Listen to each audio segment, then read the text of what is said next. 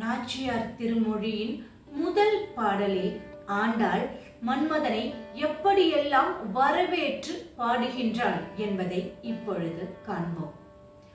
தையொரு திங்களும் தரைவிலக்கி தன் மண்டலமிட்டு மாசி முன்னால் ஐய நுண் மணல் கொண்டு தெருவணிந்து அழகினுக்கு அலங்கரித்து அனங்கதேவா உய்யவும் மாங்களோ என்று சொல்லி உன்னையும் உம்பியையும் தொழுதேன் வெய்யதோர் தழல் உமிழ் சக்கரக்கை வேங்கடவர்க்கு என்னை விதிக்கிற்றியே என்கின்றார்.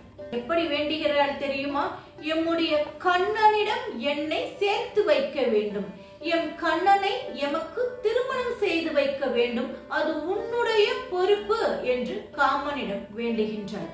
பொதுவாக காமதேவன் வழிபாடு என்பது சங்க காலம் தொட்டே நம்மிடம் இருக்கக்கூடிய ஒரு வழக்கம். அதாவது கணவன் மனைவி இருவரும் ஒருமித்து இருக்க வேண்டும், மகிழ்ச்சியாக இருக்க வேண்டும் என்பதற்காக இந்த வழிபாடானது மாசி மாதத்தில் காமன் விழா என்ற பெயரிலேயே மாசி மாதத்தில் கொண்டாடப்படுகின்றது. அதைத்தான் இங்கு ஆண்டாள் நாச்சியாரும் நமக்கு குறிப்பிடுகின்றார். எப்படிப்பட்ட வழிபாடு தெரியுமா? தையொரு திங்களும், தை மாதம் தொடங்கியே அந்த விழாவிற்கான ஏற்பாடுகள் எல்லாம் நடைபெற்று விடுமாம். அதைத்தான் இங்கு ஆண்டாள் நாச்சியார் தையொரு திங்களும் தரை விலக்கி தன் மண்டலமிட்டு, அதாவது தை மாதம் தொடங்கிய உடனேயே தன்னுடைய வீட்டு வாசலையெல்லாம் மிக அழகாக துடைத்து சாணமிட்டு மெழுகி காமதேவ வழிபாட்டிற்கான ஏற்பாடுகளை எல்லாம் செய்ய தொடங்கி விடுவார்களாம். அதைத்தான் இங்கு சொல்கின்றால் தையொரு திங்களும் தரை விலக்கி தன் மண்டலமிட்டு மாசி முன்னாள் என்கின்றார். எப்படி? மாசி மாதம் அமாவாசை முடிந்து 3வது நாளில் இருந்து இந்த காமதேவன் விழாவானது கொண்டாடப்படும். அதைத்தான் இங்கு மாசி முன்னாள் ஐய நுண் மணல் கொண்டு தெருவணிந்து என்கின்றார்.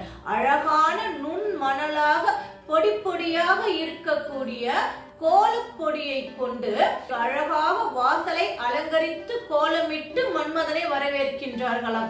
ஐய நுண் மணல் கொண்டு தெருவணிந்து அழகினுக்கு அலங்கரித்து, அப்பொழுது அந்த அலங்காரம் செய்யப்பட்ட வீதியில் மன்மதனினுடைய சிலை வைக்கப்படும். மன்மதன் என்றாலே அழகு என்று பொருள்.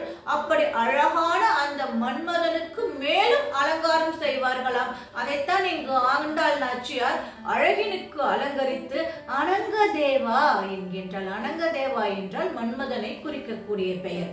உய்யும் மாங்களோ என்று சொல்லி எம்மை நீ வாழ்விக்க வேண்டும் என்கின்றாள். மன்மதனிடம் என்னை கண்ணனிடம் சேர்ப்பித்து கண்ணனை எனக்கு மனமுடித்து எம்முடைய வாழ்க்கையை உய்வு பெற செய்ய வேண்டும் என்று வேண்டுகிறாளாம் ஆண்டாள் நாச்சியார்.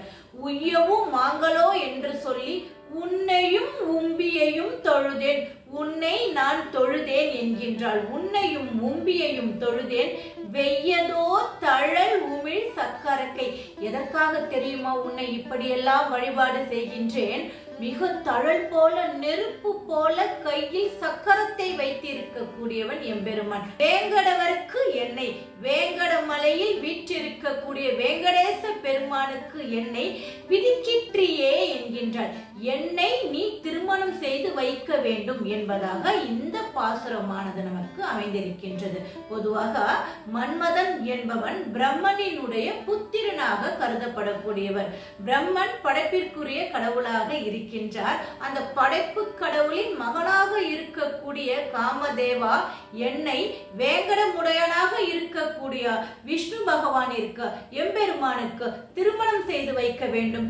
எனவே இந்த மாசி மாதத்தில் காமதேவன் விழாவில் உன்னை வழிபடுகிறேன் என்பதாக இந்த பாடலானது அமைந்திருக்கின்றது.